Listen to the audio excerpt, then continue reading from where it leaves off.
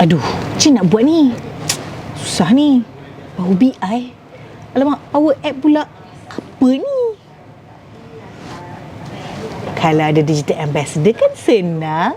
Jom tanya dia. K. Ni, macam nak buat? Oh, yang ni. Okay, you just go click there. Okay. So you just put it aside there. Okay, kan senang. Jom, saksikan.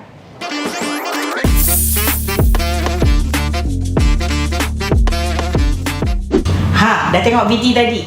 Kan best kalau kita ada digital ambassador, a person who we can rely on. Nak tahu apa-apa, nak digitalkan something to make our task, to automate them. So kita ada someone to rely on. Tapi apa tu digital ambassador? Siapa mereka ni? Hebat sangat ke 17 chosen people tu? So dalam episod kali ni kita kena tahu apa tu, what's the program like, and bagaimana they were chosen and what do they learn. So bersama kita di studio pada hari ni kita ada Farah Natasha, digital mentor of the digital ambassador program. Kita ada Anis Suraya, digital trainer of the digital ambassador program. Banyak sangat digital ni. Lagi satu digital saya nak sebut, digital ambassadornya sendiri, K. Natasha Hussein dari Group Strategic Communication. So how are you, Anis? Fine, thank you. Fine, thank you. Kita boleh digitalizekan program kita. Lepas ni mungkin Kopi Culture pula. InsyaAllah. So lepas ni Kopi Culture ada AI host. Yep. Okay. Tak ada lagi Syasha, tak boleh buat Nona. Alright. Hi Farah, how are you? Hi, I'm good. Okay. K, how are you? I'm good. Okay, cukup digitalize hari ni. Cukup digitalize hari ni. Okay, without further ado, jom kita start. Apa tu digital ambassador program? Farah, maybe you can share what made you start with this program? Apa idea macam tiba-tiba nak buat digital ambassador lah? Macam mana tu? Okay, so thank you Kisha. So technically, this one is actually part of our DRB-HICOM digital journey. Actually, it's dah started like in 2021 already. But then for this year, 2025, we need to align with our main goal, which is we wanted like each and every one of us to become a digital innovator. So that's why we come up with this program, because currently we already have the awareness, but we want the adoption. So that's why we wanted to instill on every department. That's why we have K, and then we have Anis to support. So we wanted to make sure that everyone is on the ground. So since this program has started in 2021, so sebab tu kita ada Jom Digital 3.0, means it's the third consecutive years that we are coming up with this kind of project lah. That's correct. And also we wanted to achieve the scoring of 3.0 for our digital maturity assessment. Okay, digital maturity assessment. How mature are you? Yes, correct. Yes. Gitu. Alright. So itu target dia lah. Saya boleh cakapkan itu kiranya itu targetnya daripada situ. So maybe Anis, as the digital trainer, what kind of modules that you've shared? I heard that they learn softwares and stuff. Macam ni you tahu which software untuk ajarkan, dan what kind of software, mungkin macam mana software ni boleh membantu dan sebagainya. Okay, currently what we have in our module is we mainly focusing on Power Apps and also Power BI.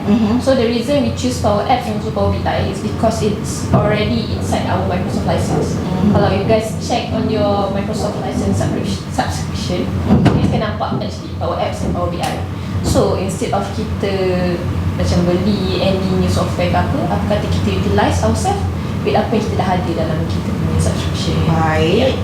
Faham di situ, faham jelas, sebab saya tak faham pun, tapi tak apa, saya faham. Okay, teruskan juga. Okay, while having your 17 digital ambassadors with a very broad background, different semua orang lain kan, from which division and whatnot, maybe this is one of the key challenges as well. Tapi ada tak maybe challenges lain ke apa ke, and how do you counter lah, overcome it? Actually, the challenges comes more from the people lah.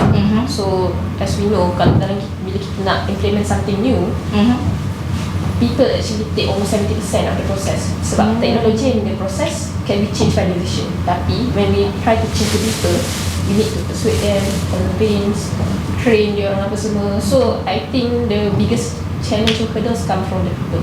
So, that's why in order for us to overcome that situation, we as digital ambassadors, we as digital mentors and trainers, we provide training, mentorship to help them, so that they rasa macam, oh, you are not all alone in this journey of digitalization. And so also to add to her note just now, that's why we come up with a lot of email, so that people are aware that this digital thing is serious and we are taking it seriously, and we wanted it to happen this year. Yeah. But having all your 17 digital ambassadors with mungkin not all but some of them or most of them yang with zero background of this Power BI whatnot, rasa benda tu susah tak, and how are they adapting with this? Honestly, for me lah, I actually started from zero in Power Apps itself. But after a year, in the RB, I already managed to complete almost 10 Power Apps. So I think it's, as long as you are open to learning something new, you are ready to commit, and you are eager for new opportunities. I think it will be easy for them. Alright. Kalau macam-macam I yang lanjut usia sikit ni, boleh ke belajar Power App, Power BI lagi? InsyaAllah boleh. Jadi akak-akak abang jangan risau, boleh. Kita ada digital trainer, ambassador, reach out je to them. I tahu korang akan fokus kepada yang ambassador sebelah sana je kan. Tak apa, jangan risau, I akan bawa ke sana macam asyik kat sini je kan. Tapi sebelum tu I nak tanya Farah, talking about this digital ambassador, 17 of them, how was they chosen? And macam mana you boleh tahu yang if these individuals or ensure that if they embody the Jom Digital 3.0 punya spirit. Okay, so technically each one of them are carefully being selected by their HOD. So technically their HOD are the one who chose them. So based on the criteria that we give to the HOD, first they have to be fast and they have to be adaptable, and yet at the same time able to transfer the knowledge. So like for example, like Kay over here, we have Fast, young, fast, pretty. Pretty. So dia baru cakap nombor 1, faham ke? Faham. So it's easier to approach, and then she's very friendly also. So if you ask her anything, yeah, I can do, but if I cannot do, she will transfer to us. Yes. So jadi kita ada 3 beautiful ladies here that can help and assist you to Jom Digital. Macam tu.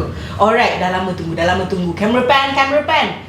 Okay, I dah penat, I dah tanya dah all this digital mentor, digital trainer. Kita nak tahu digital ambassador sendiri. So daripada Farah cakap sendiri tadi, being carefully appointed by the HOD. I tak boleh sebut lebih-lebih, takut kopi dah kasi tutup nanti. Okay, being carefully picked and chosen by the HOD. How did you feel? Take it as off record. Off record. Off record. You rasa apa? I was shocked because I was not aware of the existence of this digital ambassador punya, like planning semua. Yeah. So when my senior manager told me, he said, okay dah boss dah pilih you as digital ambassador. So I'm macam okay je. Actually, it's kind of interesting because because I'm interested in all this, digital stuff. I have that minat lah. So I'm okay lah, I'm open to it. You're open to it. So sini lah, anak muda. Bagus, spirit, that's the spirit. Okay, tadi ada tanya kat Anis pasal the module, the Power BI and stuff yang dia kata dia dah ajarkan. Bagi dia memanglah senang. Dia boleh belajar, dia cakap sembang boleh. Okay. Sekarang nak tanya you lah sendiri, as an ambassador yang zero knowledge, tak pernah tahu je dah apa Power BI ni kan. Macam mana you adapt with your zero background tu? Is it easy? Macam bila tengok, alah senang je, aku pun boleh transfer group IT lepas ni. Macam group comms macam tu kan. So what say you? What's your opinion? I think masa masuk training tu, to be honest, it was quite overwhelming lah, because there's so many new terms, new jargons. Even if diorang ada provide PDF like ni lah, step by step tutorial how to do it kan. While they teach, they also provide a tutorial. But then sometimes macam tu lah, macam you don't understand, they give a code, but then where do you put the code? Macam simple things like that. Tapi memang they are very helpful lah. During training, memang all of us, we kept on calling them to show us macam very detailed how one by one how to do it. Jangan banyak sabar lah. So, nasib baik digital ambassador tu, terima kasih Encik Khairil. Nasib baiklah di sebelah sana. Kalau di sebelah sini bukan sabar dah, sabariah dah jadi sebab tak sabar. I nak share juga lah, walaupun off topic. I was in matrix many years ago. Lepas tu tak tahu nak pilih which line and whatnot kan. Saya pergilah ambil science com untuk seminggu. Jangan kata seminggu, I pergi kelas lagi je 2 jam. I keluar macam coding je dah, apa dia ajar aku ni, change, terus ambil science tulen. Tak berani baik belajar pasal manusia daripada belajar pasal coding. Alright, so I heard about business solutions sikit. So maybe you can share a little bit on what's the progress now, apa yang you akan buat daripada group comms ni. So kita nak tahu sikit apa yang you akan automate the task that we are doing. So we're required to find business solution yang that is regarding our division kan. So for group com, even though we have so many different macam nature, macam there's events, there's branding, there's media and content semua, and creative, I focused on media lah because that is the closest one to me, content media kan. So we have this thing where we do news monitoring, but I don't personally do it. I have another team that does it. But from what I hear, the way they do it is quite manual and quite tedious lah. Macam external agency will give the data and then they will have to go through one by one news pasal DRB, pasal our subsidiary semua, and then they have to pick one by one yang mana yang they feel relevant to be shared to the bosses across the group. So I feel like that process can be automated lah. So that is my business solution lah, to automate that. So what's the progress like? Alhamdulillah, I can manage. So right now, next step is to pitch to my HOD lah. Hopefully he is okay. Jadi nantikan a new pitch coming to you soon. Alright. Okay, Farah and Anis, maybe both of you can share. Kalau ada lah someone that aspire for a digital change, what's your one piece of advice to give to them? Maybe Farah can share first. I think from my side, I think currently with the AI, ChatGPT, Gen AI, and currently we have agentic AI, I think you guys can just Google it and then learn it by yourself, especially if it's regarding tools. Currently there's a lot of free learning online session like Udemy, and then even YouTube also provide free classes also. So just sign up for it and then just learn it by yourself. If you want it at your own pace. If you want something that is like official or certified, then you can always reach out to group LMB. Okay. Walaupun it's very jargon for me, tapi okay, take note Alright. Anis, macam mana pula? Coming from my side, so I believe lah kalau you guys macam inspired nak jadi someone yang very digital, tech savvy and everything, just do it and don't be afraid to make mistakes, because honestly for me, mistakes are an opportunity for me. And yeah, I actually learn a lot from my mistakes. I always improve myself from my mistakes. So it's about learning kan. Every day is a new day and every day is a learning day. Tak kisahlah it's about time or it's about life. Every day we bangun pun kita akan belajar benda yang baru. Jadi sebelum tu saya nak cakap, kalau ada bunyi-bunyi indah tu kita abaikan, sebab kita kan akan bekerja di bangunan baru tak lama lagi. Okay. Alright. Tak ada bunyi-bunyi indah macam birds chirping kan. Cik macam tu. Sound effect. Tengok ini automate tau. Tak payah buat yang betul-betul. Alright, okay. Maybe as a digital ambassador, bolehlah kasih pep talk sikit lah untuk digital ambassador yang tak terpilih ke jadi digital ambassador ni, yang maybe still a bit shy untuk join digital. So maybe you boleh ajak join digital.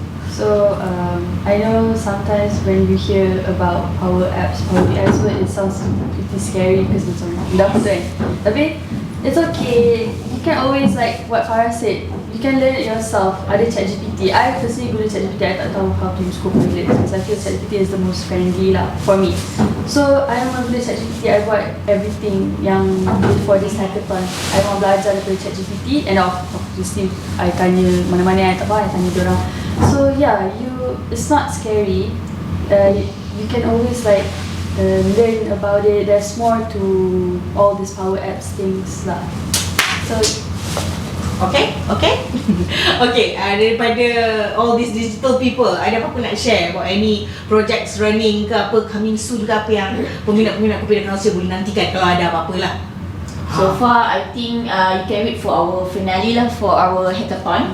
Okay. So our hackathon will be launched on 18 August, the finale. So maybe you guys can support your own digital ambassador, and also at the same time, currently the business solution is ongoing. So maybe if you guys haven't reach out to your digital ambassador, you guys can reach out to that and then ask like, "Hey, K, you nak I tolong apa tak? I nanti team member you." Tolong support digital ambassador kita. Okay, macam mana kita nak tahu kan info-info ni semua di Fellow Technobit. Fellow Technobit. Tap dia screen salah tu kat TikTok. Alright. Terima kasih banyak-banyak Anis, Farah dan Kim untuk hari ni. So Actually, at some point- okay, boleh sorry, Sorry. boleh silakan. Actually, if you guys also are dengan digital ambassadors, pemilihan to training for Power BI, Power Apps, you guys can reach out to team BI at GIT. You can reach out to my manager Naresh. So we can maybe arrange to have a training for Power Apps and also Power BI.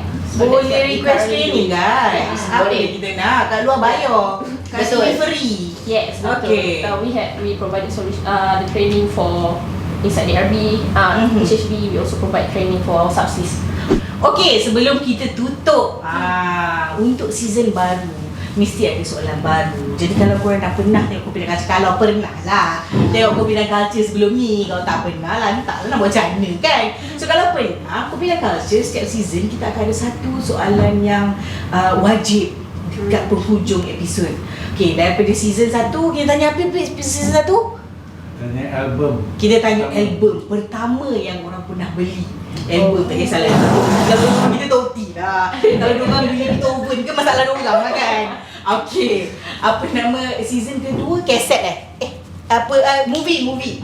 Season kedua movie pertama yang korang tengok in cinema. Jadi untuk season kali ni kita sebab ada digitalize kan, kita macam upgrade sikit lah.